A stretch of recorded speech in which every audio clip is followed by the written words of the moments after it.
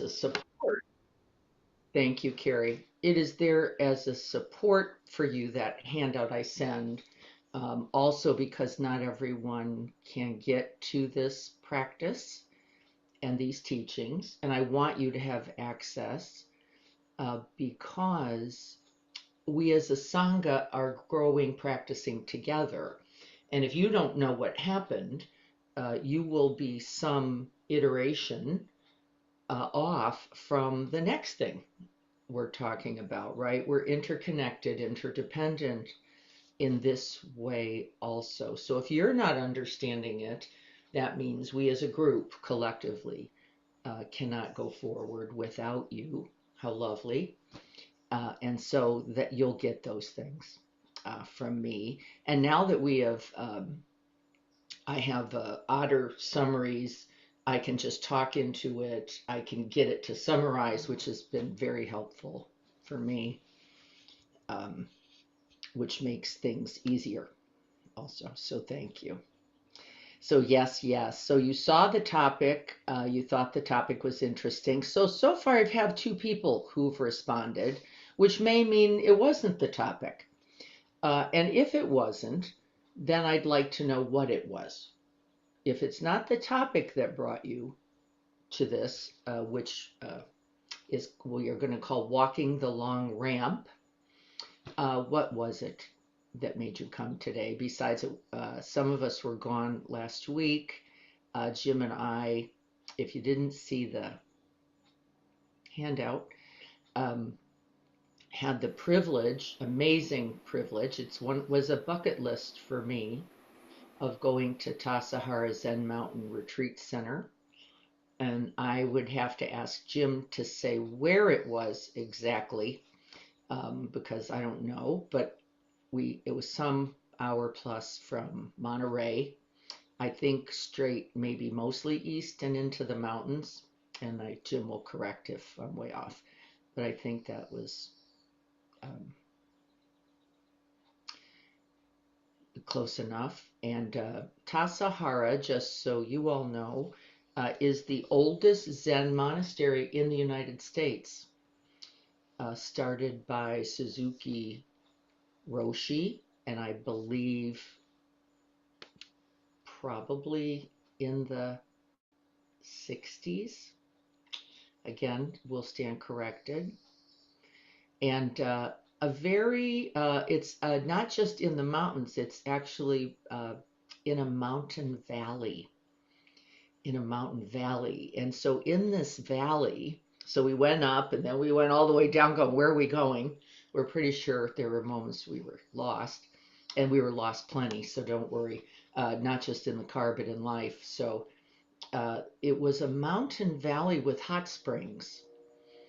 And I didn't know anything about the hot springs until Jean wrote saying, are you going for Tassajara or are you going for the hot springs? And I thought, oh, that must be some distance. Well, not in fact. It is right there in a creek on the property. And so you bathe both in the creek and in the bathhouse, very much like the Japanese tradition, um, in these hot springs, which was just unbelievable. And here you are in the mountains, in the valley, with the creek, the sounds of the creek. I probably have not slept as well in quite a long time because the creek was right there, just listening to the sounds of that. So that was all just dramatic, lovely. And then we went for a topic, and the topic was aging, agency, interdependency, and compassion. Aging, agency, interconnection, and compassion. Now, by the way, probably not the most interesting topic to me for any infinite number of reasons. I was like, well, I know a little about this. I got a lot of stats. I got some evidence. I know the physiology. I don't know. I don't know. But I was imagining we were going to be practicing quite a bit. And actually, the practice turned out primarily to be sitting with at least 14 others. um, of my age or older. Fascinating, fascinating. And not only fascinating, I will then also say things like terrifying. As I heard about the tightening of the arteries and the constriction of the lungs that is natural and unavoidable, and the way organs begin to atrophy, and just as a part of appropriate natural aging. And I began to recognize my own fear, my own vulnerability regarding aging, and my own denial and resistance.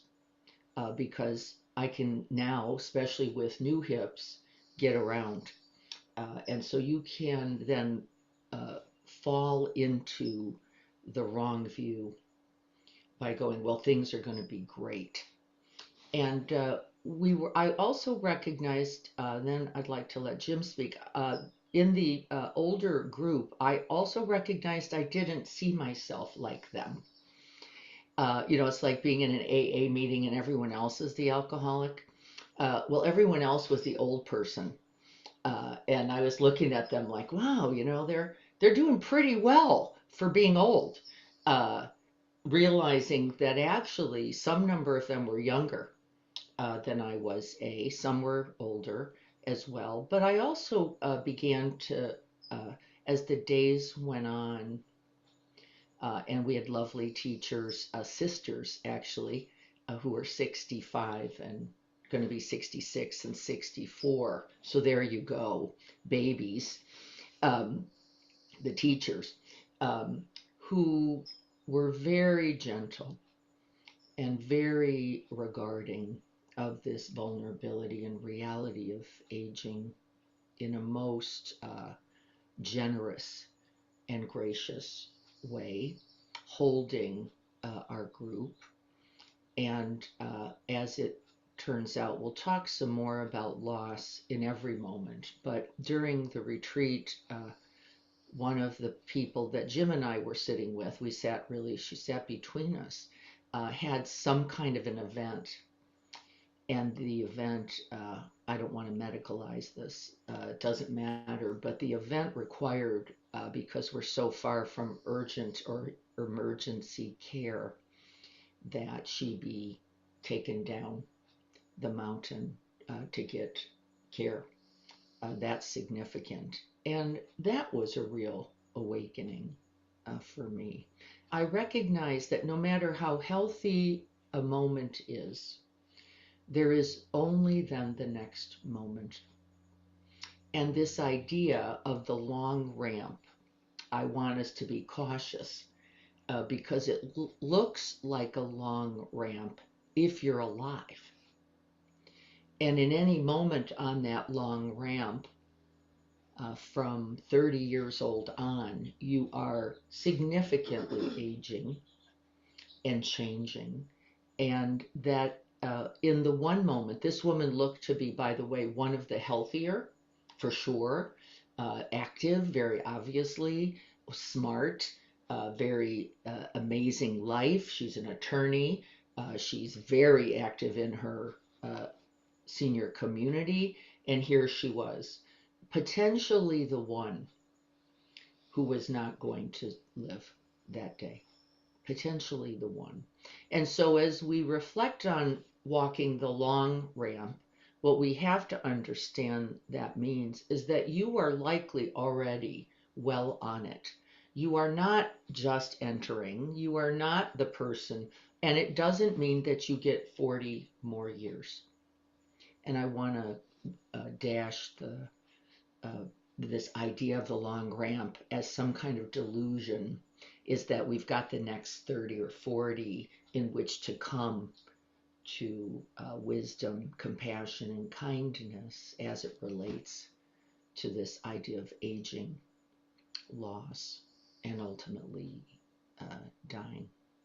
So does that feel workable for everyone? I want to be careful that we don't use it as another opportunity to bypass. And I also want to use it as a deep understanding then about all the ways we can each moment, each day, continue to grow, open, investigate, and hold these realities of aging without resistance, denial, and fear to the extent that we're capable, and to the extent that we're not, that we hold it together. That my fear about it and your fear about it is also real, and that we can't, not only for ourselves, but for others, and that we can do this together, uh, I think. Okay. Thank you for your feedback on the topic. I want to check in with Jim here uh, and see if Jim. Yeah, I'll speak briefly. As you know, my this retreat was bracketed by some very interesting experiences. So I'm gonna sort of stew in that a bit between now and Saturday. I may have more to say, but the first evening was pretty powerful already. And two things: one, there were a few of us who came to learn about this so we could go out and teach it to our family and friends, not us. We were simply there to get the information. But we learned very quickly that it actually was about us. And then the other thing that evening that struck me as we talked about this all the aspects of aging and how society looked at aging, one of the teachers suggested the word lack as a description. And unfortunately, I think any of you who are experiencing aging and looking out at society that may resonate with you. So then I was just going to comment on the two Dharma talks. There were a couple of Dharma talks during the 5-day session, and it was all deep. And unfortunately, the Zendo had burned earlier this year, so we were in a lovely Zendo, temporary Zendo. And the first talk was by one of our teachers. And it was basically the Buddhist description of the gift of this life. So here we are talking about aging and the lack. And she said, well, don't forget the gift. And I think we get to talk about that and share that, not grasping, but simply accepting that gift. And then, interestingly, the second Dharma talk was given by a practitioner who's been at the Zen Center for 60 years. And she was a lovely lady. And her focus in the talk was about ritual, the full moon. And I was struck by her gentleness. And there were some high school students there, which was amazing. And her willingness to kind of share with them the wonders of ritual, and with the full moon ritual dating back before the Buddha, and then some of the memorizations and some of the chanting that would be taking place, and you could see her enthusiasm, 60 years into it, and yeah, she was 80, and yeah, she had a tremor, and yeah, she had a voice that was affected by some early Parkinson changes, but she actually sat in a lotus position, just to show you the craziness of aging, whereas our teacher, who's 65, had to sit in a chair. So that ramp is not absolutely clear as far as time span is concerned. I think you'd be foolish to believe that. So those were some of the things, and there may be more I'll share on Saturday, but I'm grateful for the experience, and the wisdom of nature was always close. Yes, very, very present and there for us. Well, just one more before is that this long ramp is not based on age. It is not based on conditions of health. It is not based on deterioration. Neither is it based on accumulation. It is based on one's recognition, uh, awareness, and then opening into the continuous reality of change. And the reality of change as the ever present, something that Jim just referenced, uh, receiving the gift. Mary, our teacher, Mary Stairs, 60 plus herself, um, receiving the gift all along the ramp. That it's not, well, get it together for the end, get it right at the beginning, try to make it smooth or workable in the middle, but this idea that every moment is actually the gift, even the moment where our friend Ellen uh, is required to get down the mountain. And this is, of course, where our practice really opens us, doesn't it? Because, like, opening to all of the factors of aging. We're going to talk about some in practice with some today, but I think this is also a long and continuing conversation because we as a community, for example, are primarily, certainly those over, most of us, 50. Now we have the young goddesses and some others, and in fact, they're referenced as the young goddesses because they're younger um, and householders. And but the reality of our sangha is that we are um, also deeply embedded in this reality in a way that I think can be also very powerful, very deep practice, and that we have each other in it, I think is just a really true good fortune. That we have people like Greg, myself, and others who are now in their 70s or 80s. Um, I just wrote I just saw from Siobhan, she is joining the club uh, of 70. And I have to say, no matter how healthy, 70 comes, interestingly, I'm noticing, at least in our culture, with some real stuff. Uh, really, the way you're perceived when you say your age, I notice there's a difference from anything about being in your 60s, 70s. Like, you are official, you have arrived, you are old. It is just the way it is. And how to also potentially not only investigate the vulnerability of that, which we must do, but to also look at the possibilities in it. And I'm seeing that as well. And so I also would like to make sure that we talk about and have conversations ongoing about what the real benefits, because there is also, for anybody who's getting up there, there is an essential freedom that I notice that also comes. How I am as it is in the mirror of others, less relevant.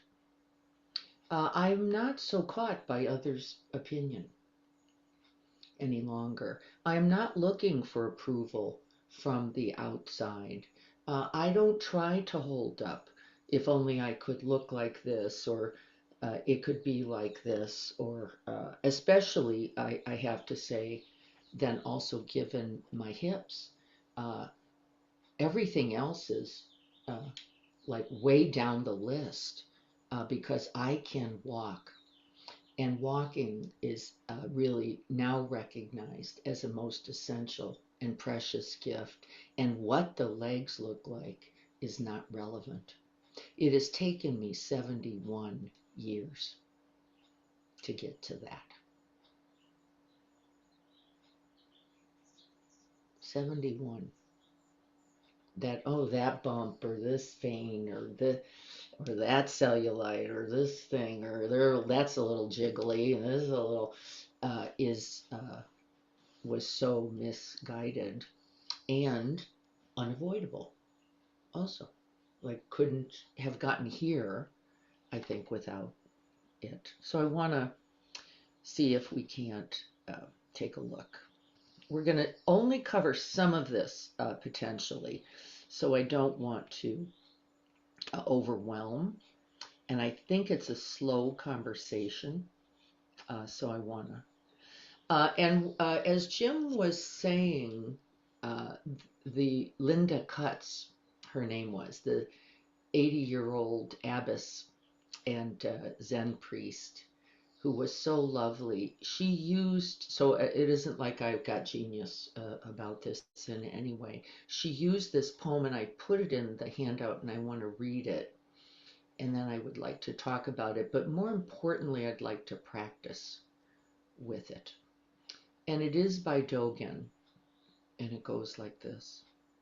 Enlightenment is like the moon reflected on the water. The moon does not get wet, nor is the water broken. Although its light is wide and great, the moon is reflected even in a puddle an inch wide. The whole moon and the entire sky are reflected in one dewdrop on a blade of grass.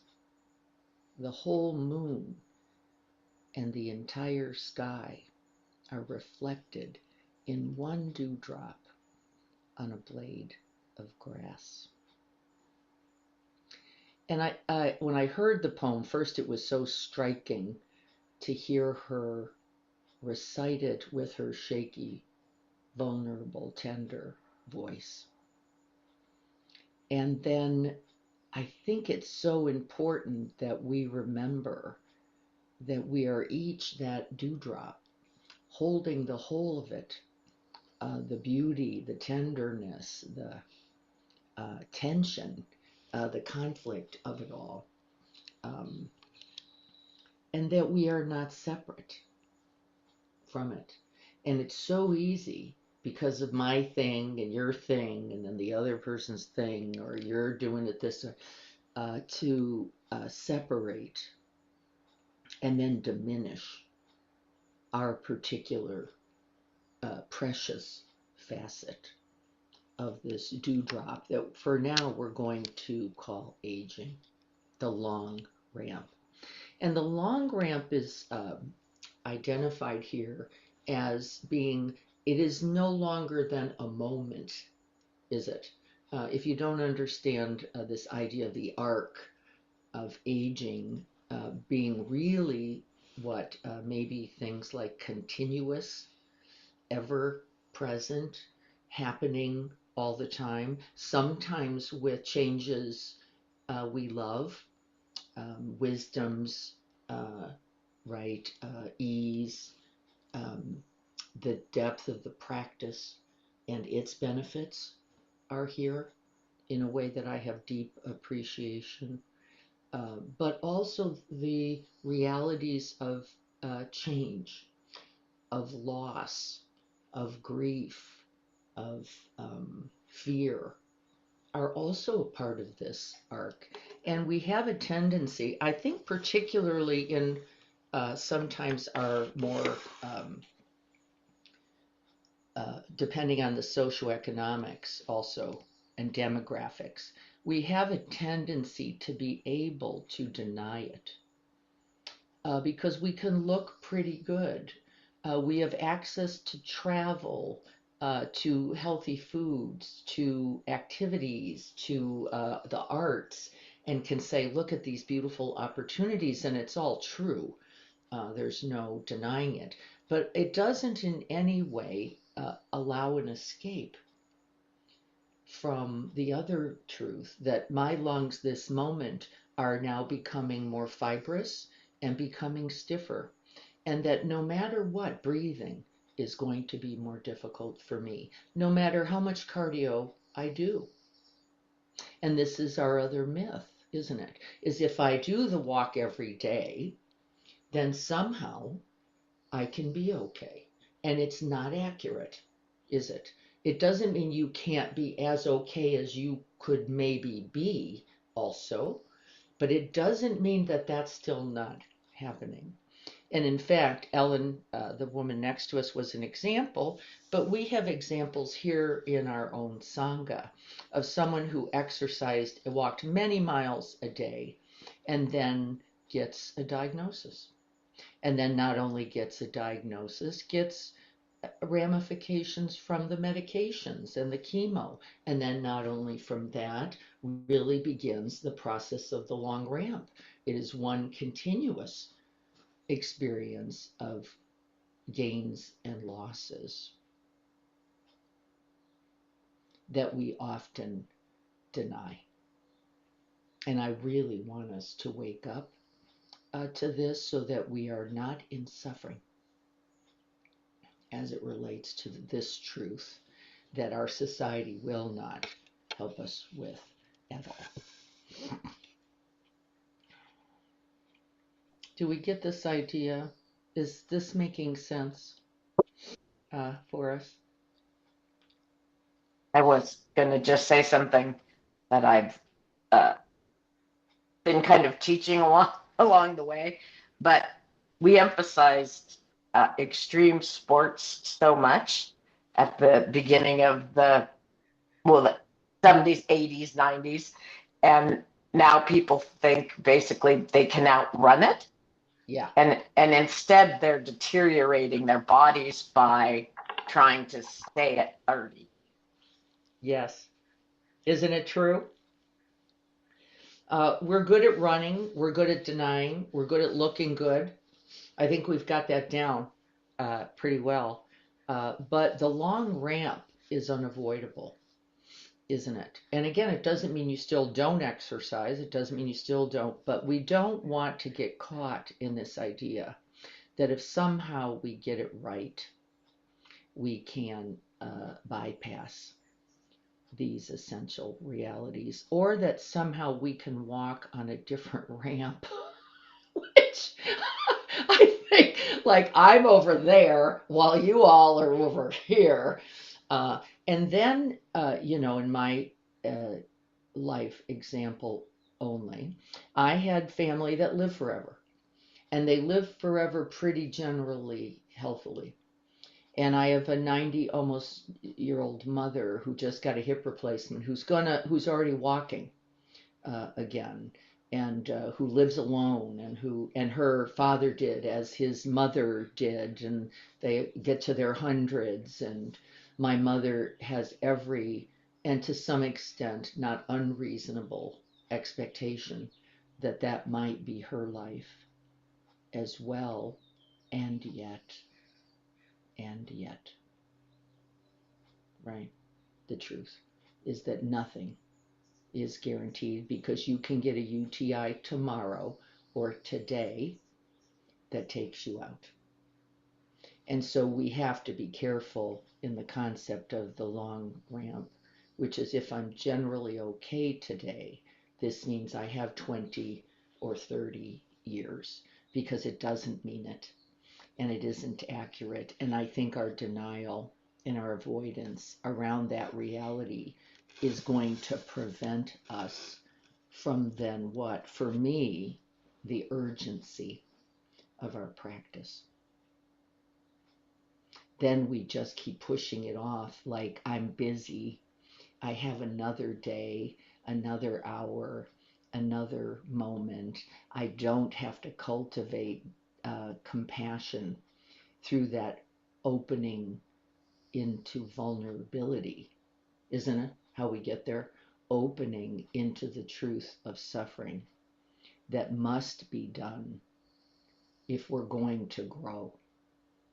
We can't keep running, as Robin said, the other way, and think that at some other moment, and don't we, I'll get serious I'll get serious then. When is that? What day is that? And there is no other day.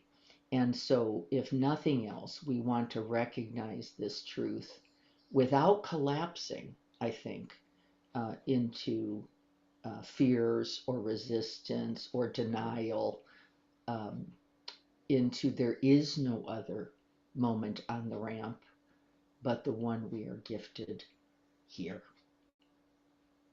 right? The one we are gifted here. And then we don't deny it, right? We don't deny it. So we understand that life is, I wrote here, fragile, temporary, and beautiful. And that in every moment, not just the long ramp, this long ramp of the whole of our lives from birth, then, not just from the age of 30 as we are truly aging, that radiant moon, the radiant moon is illuminating. And Siobhan sent me something today, and it felt so timely because I don't think she knew I was talking about the moon today. I don't know. But it said, we can also feel dim in the face of it. And I thought, well, how striking in the face of the concept of Dogen's radiant moon in every moment, that we also have to confront the truth that in certain moments, particularly those of separation, those of judgment, those of condemning ourselves or others, those of separating in some way ourselves from the truth of this human life. I don't mean from any other, but from the truth of this human life, that we go dim. And we all do. And we all do it. And that we are dimmer, I think, in the denial, aren't we? We're dimmer. This is not where the radiant moon is shining brightly in each dewdrop.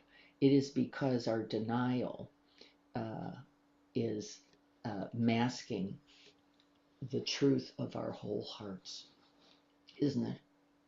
And the tenderness then, the reality of losses, the reality of friendships that cannot go on, not because we stop loving, but because they are no longer here, right? And we have a little, like, if I get it right, somehow I can avoid that reality. So aging, and then we're going to practice, is not understood as a failure. That was my number one. It is a reality, however, that we can genuinely turn towards.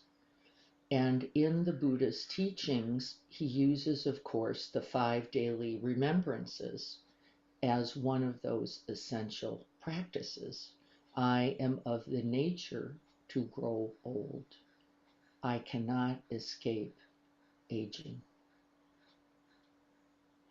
Right?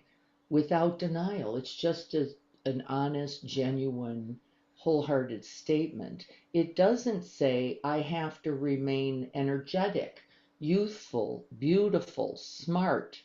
I have to rely on my appearance. I have to value my productivity. I have to be smart or modern or know how to work my phone. I'm going to go to that beautiful example. My age is revealed every single day by my going, what button am I put? And my greatest frustration with my mother is now associated around technologies.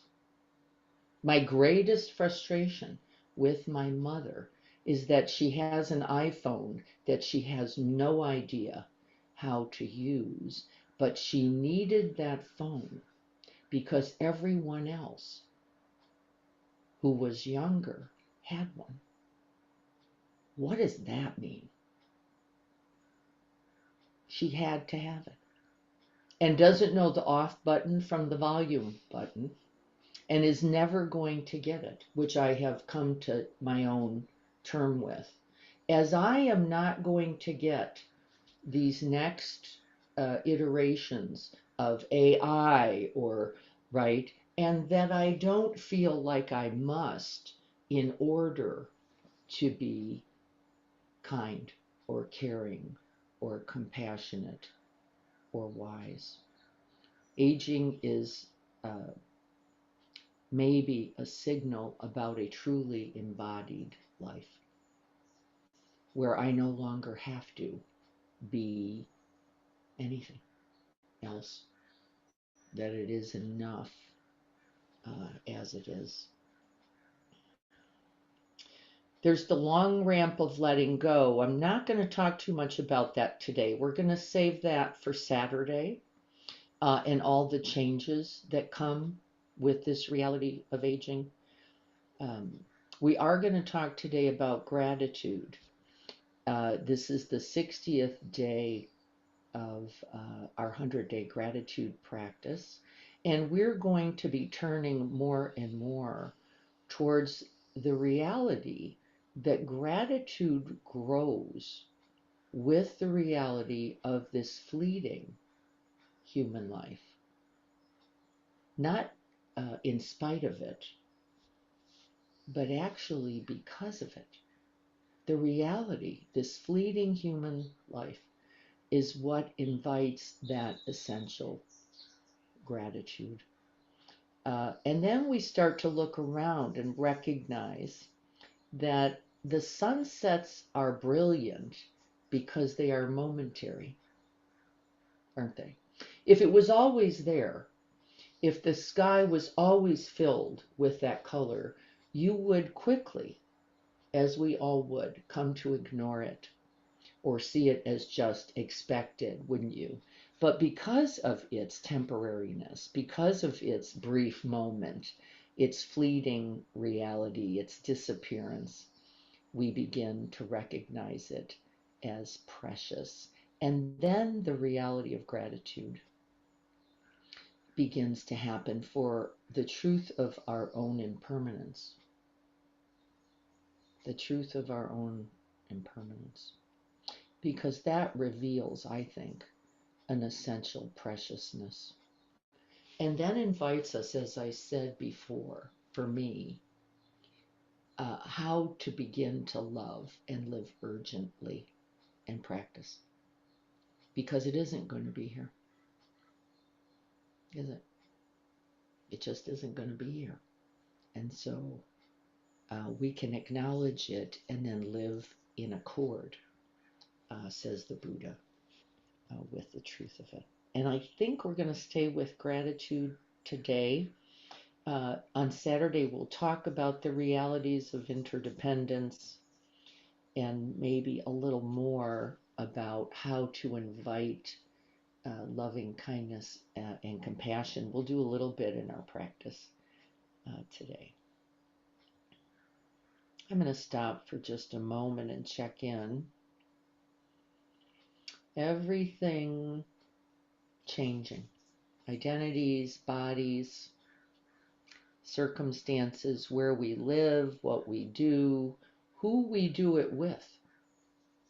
Who we do it with changes. Because I'm looking at my mother, who is really essentially now alone. Her friends have died at 90. She is having to create, by her choice, a set of new friends. But that's not everyone either. She's doing a pretty amazing job at that, which I don't think is everyone's way, and neither should it have to be, should it? It isn't necessarily what's right for everyone. And so let's get ready to practice with the realities of this fleeting life, worthy of gratitude, worthy of kindness, and worthy of compassion for us all, because we're all on that long ramp together. And then I'm going to look at chat for a second just to make sure. Jim, I think Jim might be on there. Is there anything else you'd like to add before we practice? No, I think I'm going to say what I can and continue to assimilate the various changes that are in my life. The infinite and continuous realities of change. Yes. Hopefully, we'll be able to talk more about this. Uh, I want to find my poem once again because I want to use it. Because I think it's a beautiful um, image and reference for the truth. Uh, Precious, a part of something larger, and just this moment.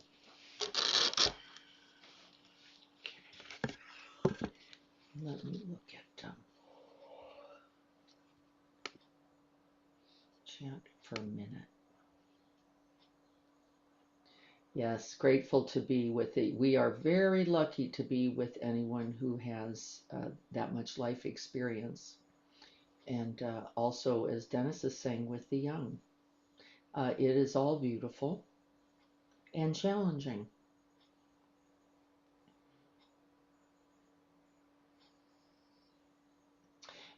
Yes, Siobhan says, what about the feeling, the reality of this only this moment in which to practice, but not the capacity? Well, Siobhan, what I would honestly say is as long as you are breathing, you have the capacity. But what you might be doing then is imagining that it must look like something specific, that it looks like sitting in that posture, that it looks like sitting for some amount of time, that it looks like a certain way or habit, right, or preference for practice that you have enjoyed in another time. And I would say there is only practice this moment. Only practice this moment. And what does that look like? And maybe that bow right there. Maybe that's the whole of the practice, that we bow to this life. And so then we bow at the beginning, and we bow in the middle, and we bow at the end. Start there. Okay. So let's get ready, get into a position that is workable for you. And not all positions are workable. And by the way, they don't have to be. We watched Linda Cutts, the abbess, previous abbess. I haven't seen anyone take as long to get into the posture as it took her, to both settle her robes, to prepare herself. It was striking to watch her. And she was not rushed, nor was she self-conscious. It took all that it took. And that was a beautiful teaching by itself. And I mean minutes, minutes. Just straightening, arranging, straightening, and arranging. And like, okay, that may be the practice. And mightn't it have been? And maybe it was enough already. In fact, had she not said a word, the practice was already there in her commitment to that over 60 years.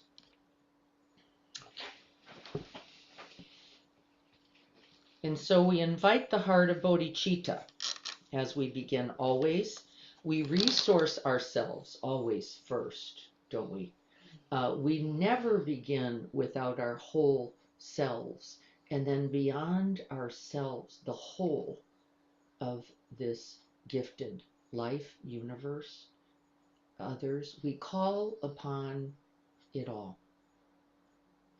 And that includes those other awakened Buddhas that we have known in this lifetime and the Buddhas beyond. And this has nothing to do, as we know, with being a Buddhist.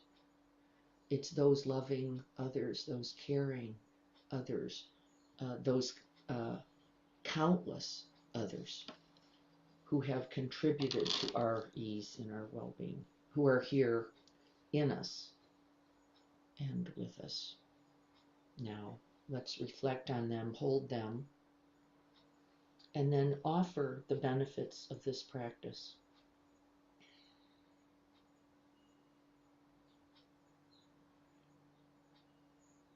To all beings, everywhere without exception, omitting none, including this aging body.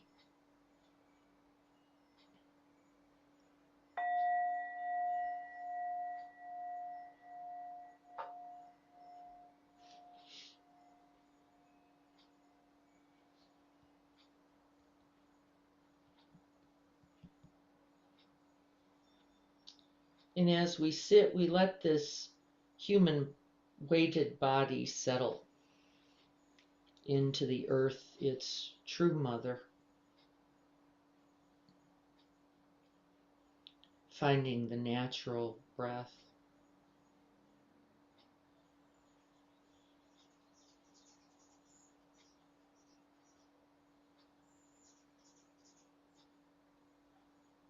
We're not trying to accomplish anything. There's nothing to improve. There is no other way to be than this.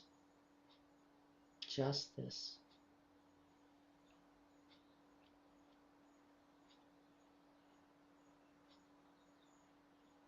Noticing this simple miracle of being alive.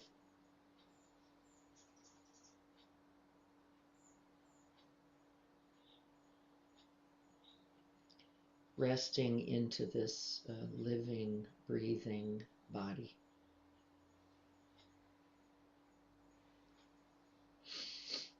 And then maybe as we're breathing, resting here, we can allow the truth of the long ramp that this body is not the same body as the body that was 10 or 20 or 30 years ago, or minutes ago, that there is only this body, radiating, shining the light of the moon this moment, like a dewdrop on a blade of grass. Just this.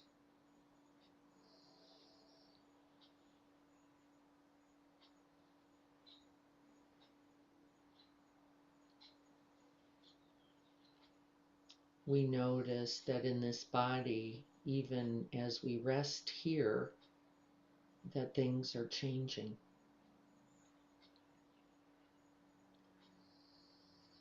It is not just movements. As we sit, we are aging.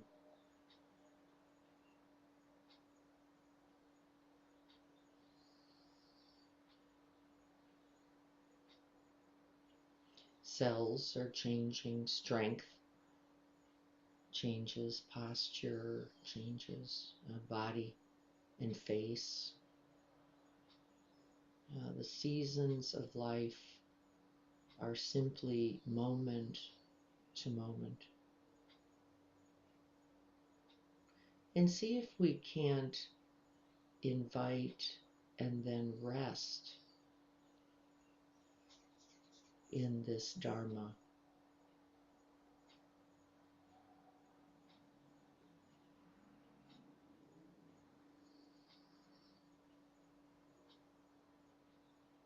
With each tick of the clock, with each in and out breath, we are walking the long ramp.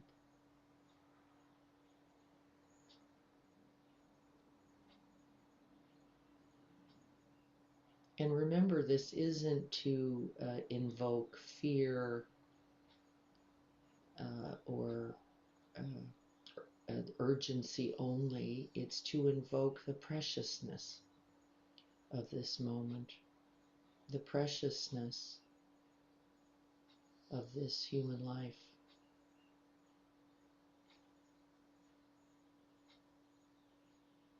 Breathe it in.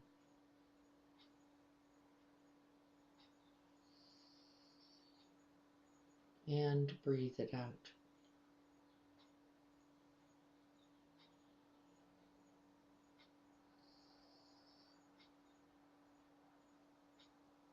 On the in-breath, we know the body in its inspiri, in its awakening, in its aliveness,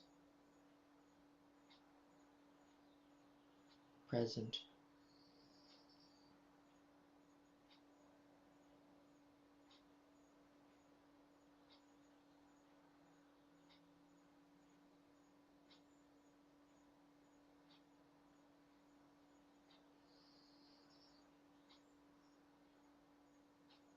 Waking up each breath.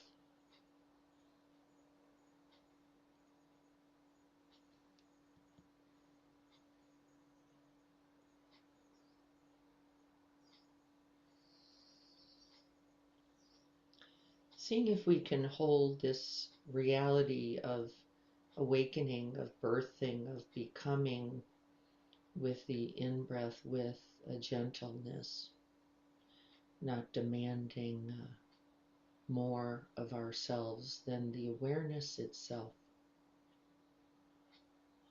Alive, present, this moment.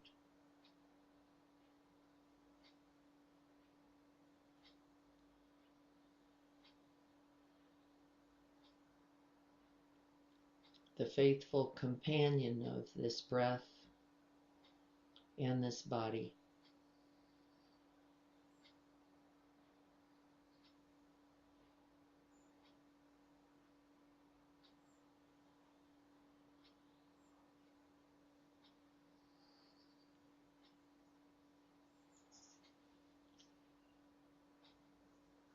This body that has carried us on the long ramp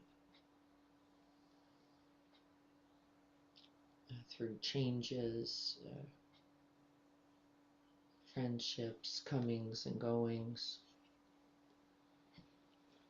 successes and failures, joys and sorrows, loss and love and heartbreak.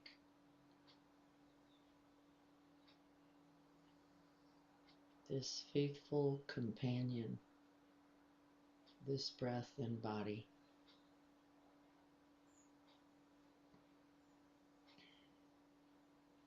And see if we can cultivate some gratitude for what this body has offered us.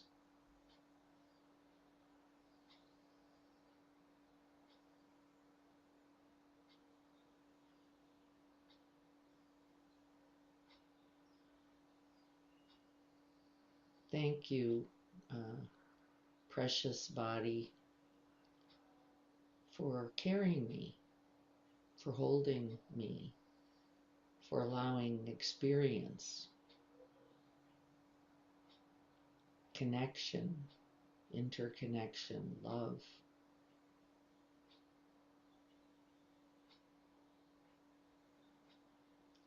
For this precious human life.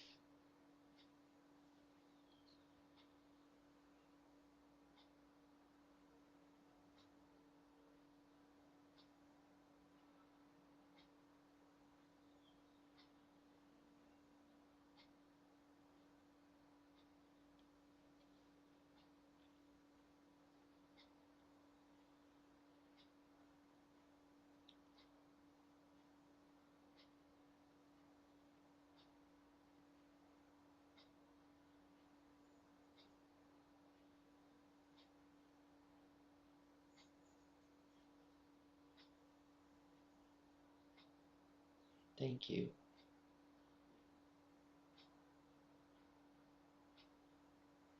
To all that have contributed to this precious life.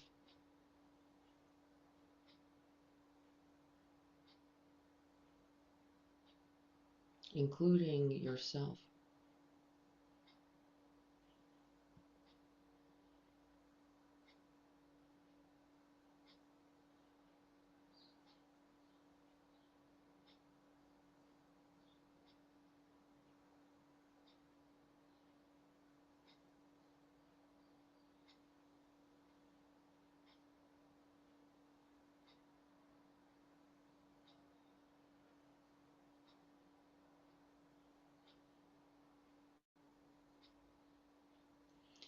And then in expanding that grateful heart beyond this moment, this reality of this precious human life, to include the long ramp, this long arc of the whole of your life thus far.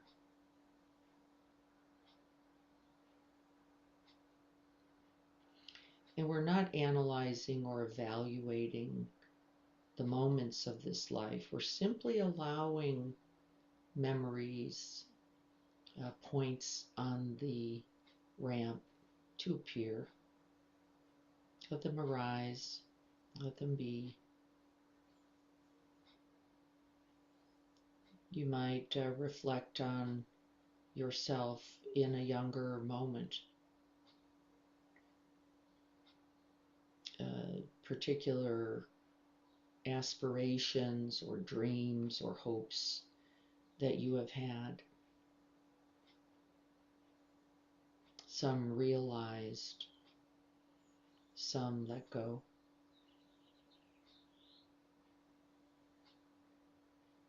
None better or worse than another.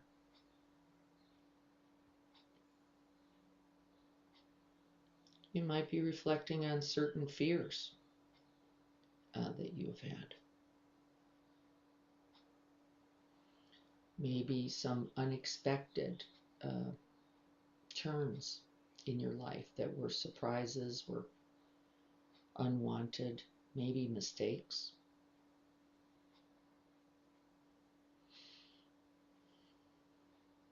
There have been infinite loves and losses on this long ramp.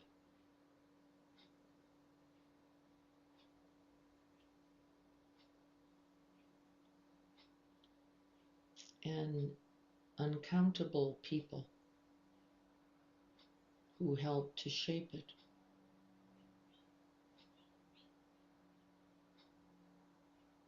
Its warp, its curvature,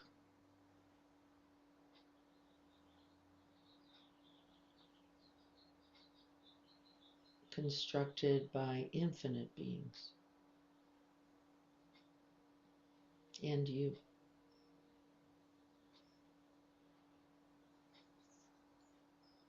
The you were then, and the you are now.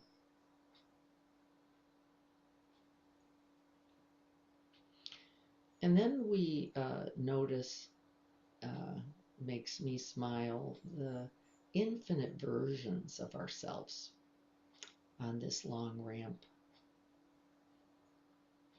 So many identities, points of being, ways of being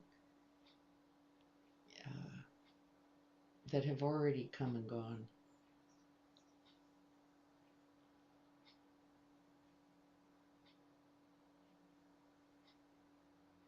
The child, the partner,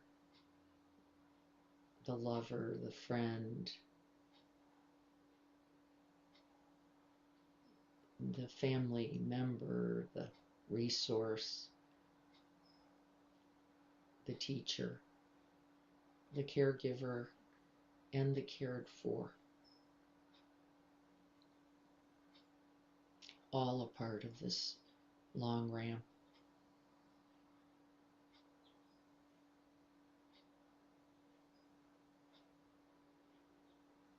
And if you take just a moment, you'll notice that there are infinite identities, infinite roles, infinite interactions, ways of being, infinite appearances and disappearances.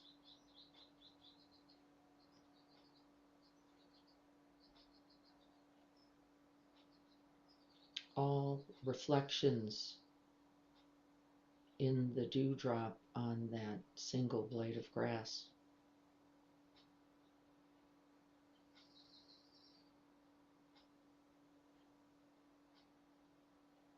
Appearing and disappearing.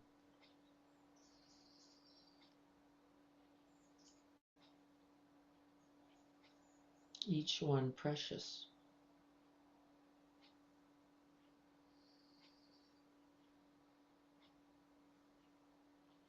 And see if we can allow gratitude to arise for this continuing opening, evolution, changing reality of life, the long ramp.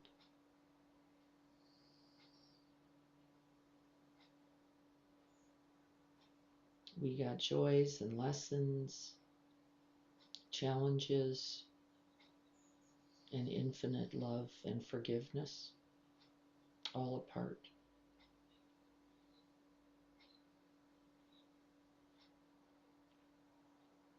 And as our gratitude and loving kindness matures and develops, we notice that we are more capable of including it all, opening to it all. Not only the pleasant or joyful, but that we can see the preciousness, the benefits, maybe even the necessity of each moment, and open with gratitude. Thank you for the whole of this life.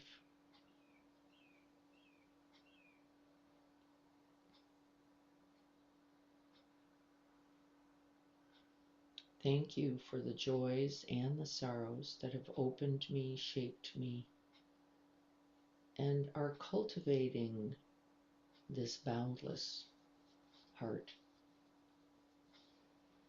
It has required it all.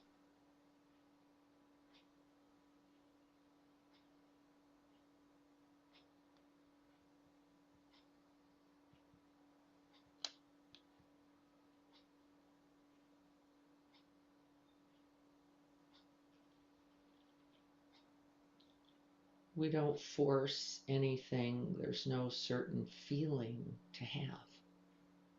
Can we open to whatever is arising with these reflections?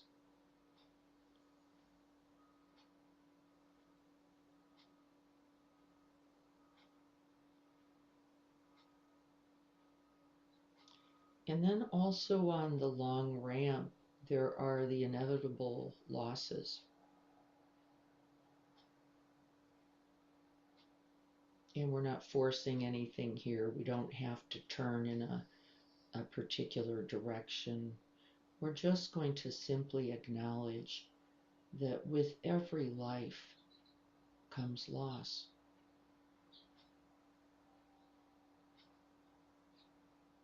Every life, omitting none. Every life includes the requirement for letting be, for opening to the reality of change, or not. And then the truth of suffering, when we didn't.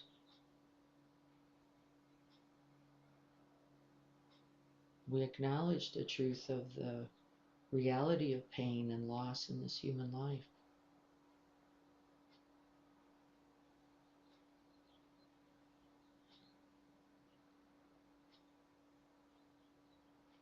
And then the loss not only of people, but of capacities on the long ramp, the abilities, I'm not as fast as I used to be, I'm not as strong as I used to be, I'm not as quick in thinking as I used to be. I'm not as healthy, even as I try to be my healthiest. The relationships I have are precious and some are lost.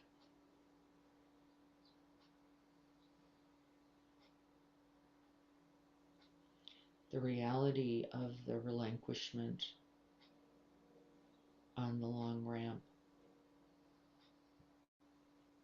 unavoidable and cannot be escaped.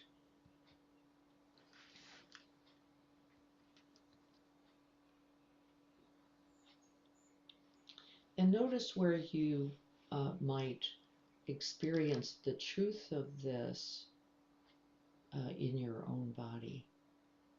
How do you know the truth of these realities, this dharma of the long ramp of aging? How does your body let you know? See where these realities live in your own body, how the body informs you. And see if you can just meet those sensations and those experiences gently. There's no barriers to break through. There's no other way to be. We're seeing if we can't invite a tenderness for the realities of the losses and changes on this long ramp.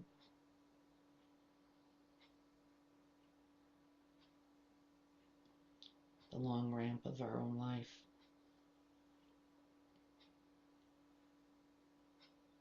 And see if we can greet this truth with compassion.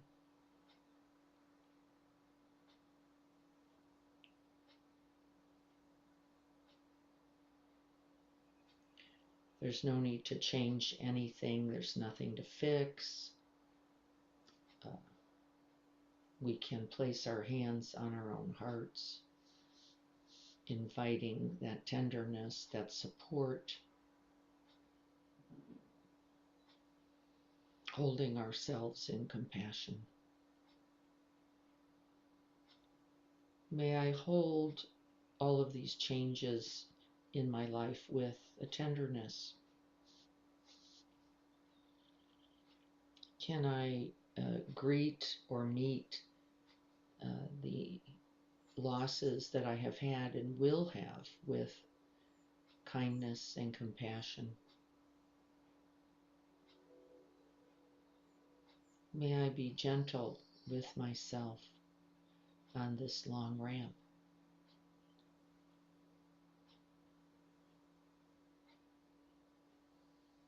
Feeling my own heart and recognizing it as the heart of all beings. Whether the ramp is a moment or a millennium.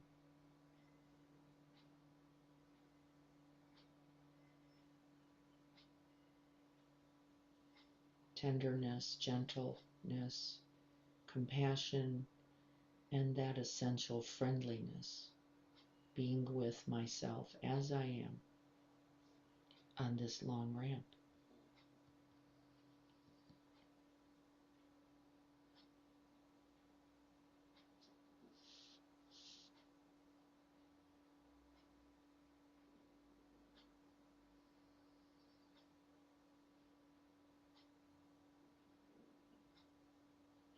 And we're not going to need today to feel for others who are also on the ramp, though we know the truth of this. Can we simply hold ourselves today?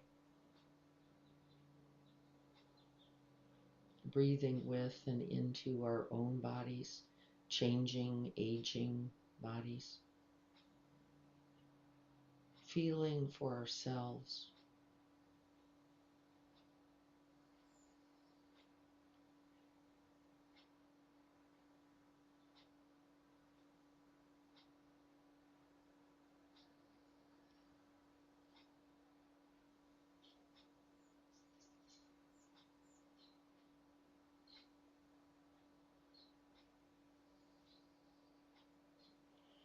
Remembering that we're all held by countless visible and invisible conditions and beings.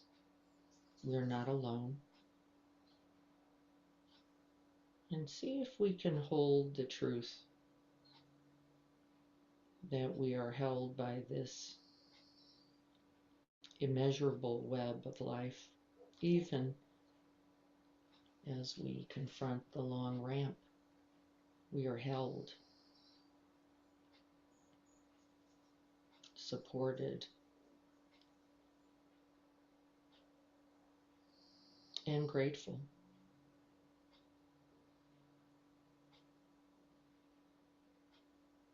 Thank you to all those who helped me, who have been there. Some whose names I know and some whose names I don't know. And thank you for these infinite conditions that sustain my life and all life. This moment.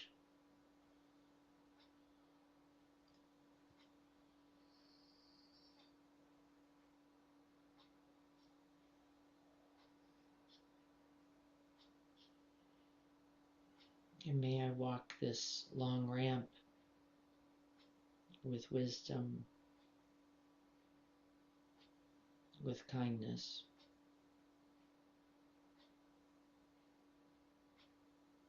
with compassion,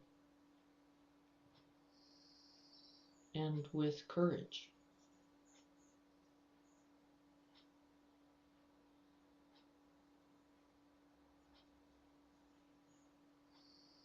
Not only for myself,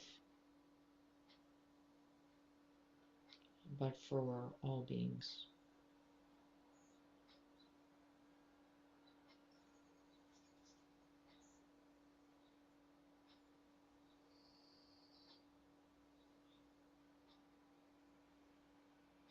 Letting go of having to be any particular way, just allowing the realities, whatever they are, letting them simply appear and disappear, coming and going like the whole of this life.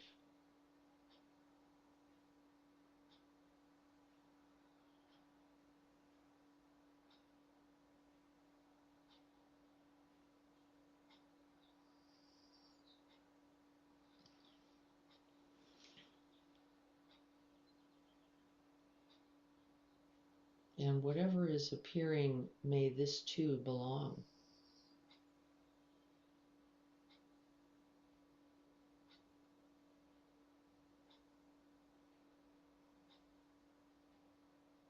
May this too become the weave, the fabric,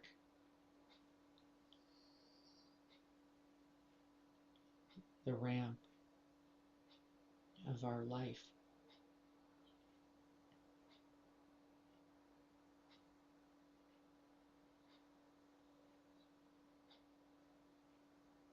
And may this practice on the long ramp continue.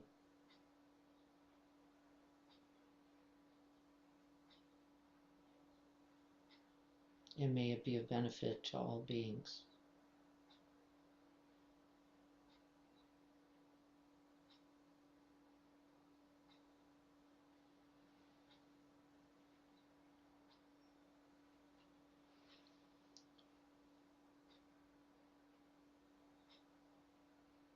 So be it.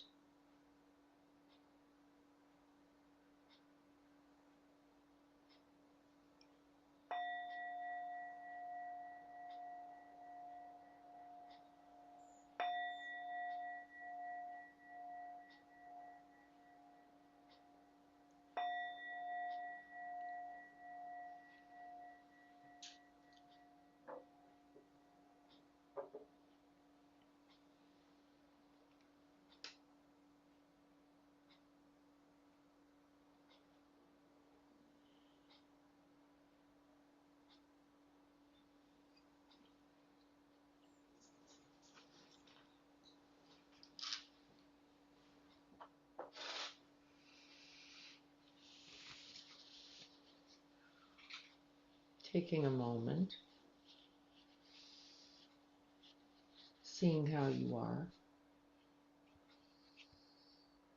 this moment on the long ramp.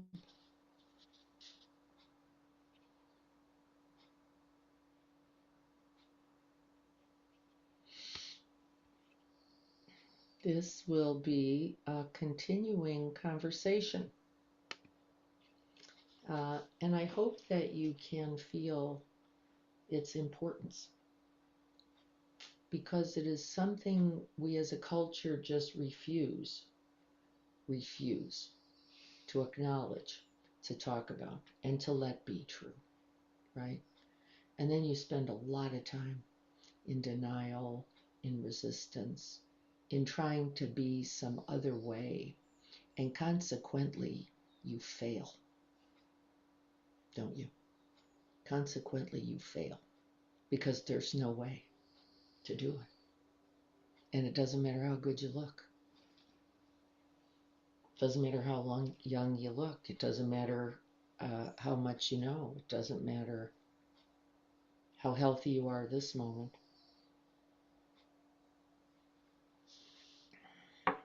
And, we all get to struggle with the truth of that, and to do so together, I think, by the honesty of it, that it is hard, and that it is also joyful as we open. Notice my body pain a bit more, my heart, my breathing, my age. Yes, when we allow the truth, I think we notice the truth of difficulty as we are allowing, opening, softening into the moment on the long ramp. I think we notice the changes, and sometimes hard and sometimes easeful. And today we were pointing, of course, intentionally towards the truth of aging and the long ramp. And I don't, because we have not practiced sufficiently, most of us, I think it comes with a contractedness at times, a resistance, a wanting something else. And I think that's okay also, isn't it?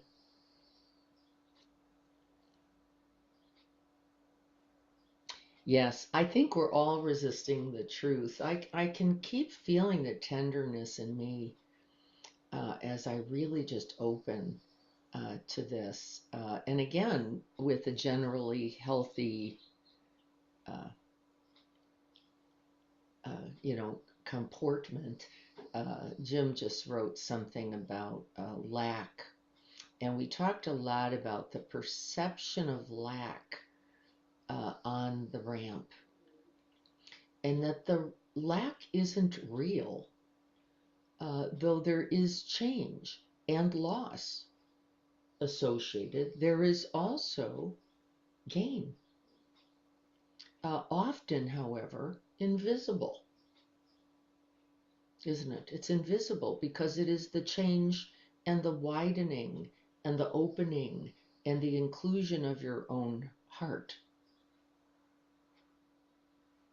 right? The truth of our own hearts is that on the long ramp, that there does not have to be diminishment of that, does there? In fact, can continue to grow, open, include the whole way, and gets better at letting go, so that when the body fails, as it will, that's no longer understood as a lack, but just a truth, a part of the humanness of this, that it is inevitable and unavoidable, but not the problem. We make it the problem, right? And then, as Robin just said, I think, we can get a little attached to the ease of the body. And not that we should not enjoy the ease, but we should not imagine that if somehow we get it right, that we get to keep it. Because it's not true. And I don't care who you are, unless you die. So if you die, I guess, at 53, having just run the marathon, I guess what you can say is it worked the whole time until it didn't. Until it didn't. Yes, I think we all get to cry, Siobhan, about this truth, because I think we just keep pushing it somewhere else.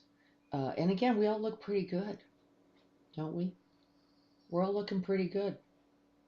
And then I think we're missing something essential to our practice as long as we're only doing the looking at what's here and not at the truth that's beneath that. I don't care how soft the skin, right? And or the age. It doesn't matter if you're 50 or if you're 70. The truth of the long ramp is still right here. Now it's easier, I think, at 50 to try to pretend like it isn't. I think we can go, hey, I remember I was telling Jim this on a walk right before I think I fell, which, by the way, folks, I tripped over a rock and went flying. And I had been pretty paying attention most of the time. And then we were in an intense conversation, and I literally flew through the air and landed. And the only thing I could think in the air was, this could be it. This could be it. Like how easy it would have been to have my head hit a rock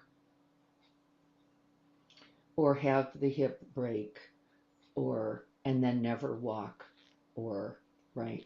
How easy would it all have been? And it would have been a moment. It would have simply been a moment. Jim wrote exactly, loss is inevitable, but lack is a delusion. The lack is an opinion, isn't it?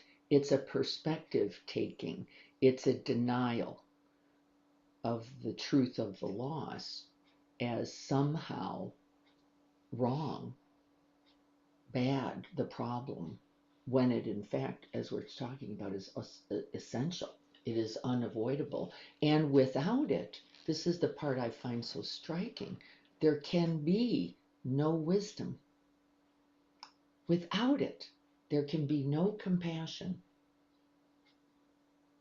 If we all just tra-la-la'd along, there would be very little capacity.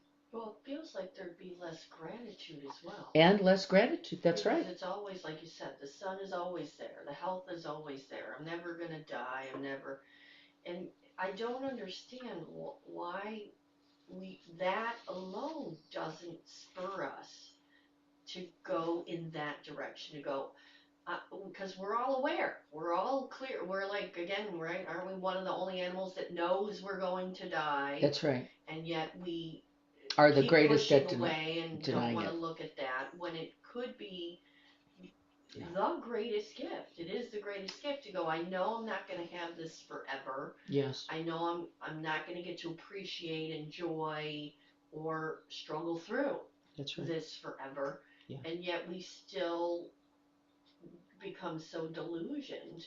Well, the limbic system, is its first recourse is to reject, to push away, to brace against, or deny, reasonably, because who's got time to think about things when we're so busy and have so much to do or create or and to open to this also, somebody said it already, but I will re-say it, also requires that we open to the realities of pain, doesn't it? We must then. We are going to cry at the truth of it. And who likes this? It is easier to just get a new face cream, isn't it? It's easier to go find a lip pencil that that hides the lines. The truth is, if we got to pick as we do in this privileged, precious human life, look how easy it is to go, I think I'll hang out over here, right in the delusion that Jim was taught, like that it lasts forever, that if you get it right, you don't have to experience loss. And then what we notice, particularly about people with resource and affluence, is that they are brittle about the reality. That's like, how did this happen to me? How is it that my partner died? How is it that the house got repossessed? How this is wrong? Because you can live for 50 or 60 or 70 or 90 or 94 years as if it's all just going along, and it's a lie. And so we don't want to hang on to it in our practice. And the practice is, can we just open now on the long ramp, this moment, just where we are? Felicia writes, during the practice, tears started spilling down my cheeks. I've had so much change recently and have not cried, so I don't know if this was from sadness or joy. I just know that I had a release from this meditation. So wanted to thank you. I would say, isn't it everything? Isn't it? The truth of our humanness just getting to be that way without like something's failed and fucked up in me. If I'm feeling this, and the fact that we often don't allow the feeling. We don't allow the reality of aging at all. At all. It's like, fight that, work against that, be against that, don't do that. I was thinking when I got my new hips, I caught a moment of denial, like, I can't wait till I can go up and down the stairs again without grabbing on to the rails. Well, for how long might that be? Maybe a minute, maybe a year, maybe 3, maybe if I really get into the e-gym and pump it up, maybe till 80. But what's the reality? Those rails are there to stay. Nobody's taking those rails down at my house because we already know too quickly, whatever that is, they will be once again required, no matter how many times I'm in the e-gym. And that's okay. This is not the problem, as we said. And so, can we practice gratitude and compassion, both? Gratitude for all the blessings and benefits of the long ramp, and also compassion for all of the truth of the reality that there will be infinite loss on the path, and that it will be unavoidable. And that is ultimately the fourth remembrance. All things that I love and all beings that I love will be lost on this long ramp. And I will have known love. And how to hold both is a practice that we will continue together. We have not finished this topic. I don't know if there's such a thing. I think that's not a reasonable aspiration, but we can continue the conversation. And so I would like us to do that, to continue. We will continue the conversation then on Saturday with Jim, who has some experiences he may choose to share, and with me certainly I will also, and you, because we all know this intimately. So with that, I sent some suggestions for reflections. How do we notice aging in ourselves today? How do we notice change? Do we notice that we can open to it and simply allow it to be for a moment before we go into perceptions of judgment or loss or insufficiency or denial? It would also mean, as several have written, and thank you, that it will also break our hearts. Because as we acknowledge the truth of loss, that's the appropriate human response. Isn't it? The appropriate human. There's nothing broken. That's the working of it. And that we then allow some room and space for ourselves and each other in it. And each other. Okay, we're already after. Let's do our prayer. Feels particularly valuable today that we can hold this not only for ourselves, but for each other. Thank you so much, all of you, for being here and for participating in this conversation and in the long ramp together.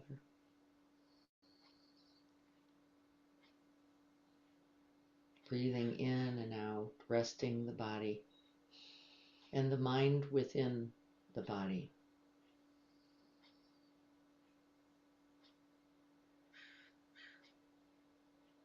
And then we recollect one more time Dogen's radiant, shining moon, like the light of awareness, shining on all things.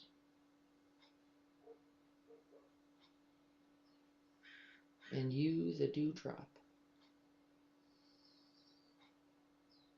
precious.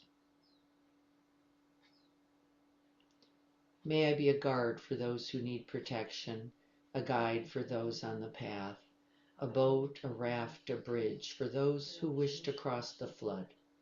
May I be a lamp in the darkness, a resting place for the weary, a healing medicine for all who are sick, a vase of plenty, a tree of miracles.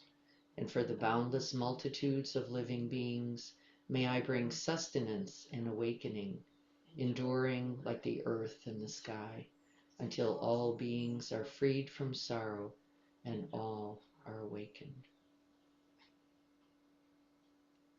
May we all be safe and well.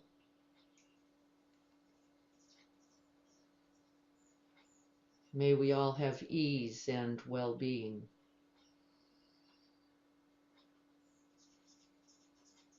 And may we walk this path, this long ramp, with increasing wisdom, compassion, tenderness, and courage, until all beings are awakened and free.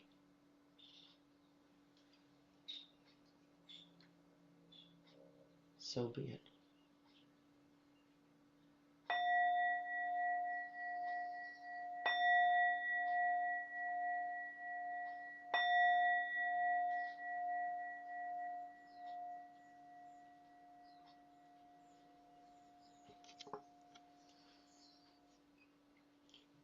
Thank you all for walking this long ramp with me.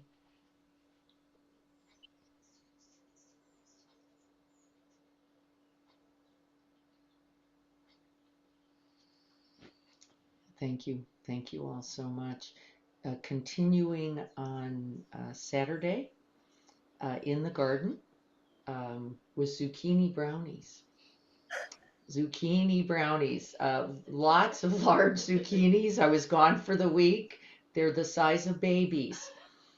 So hopefully we have some people to take them to make something out of them.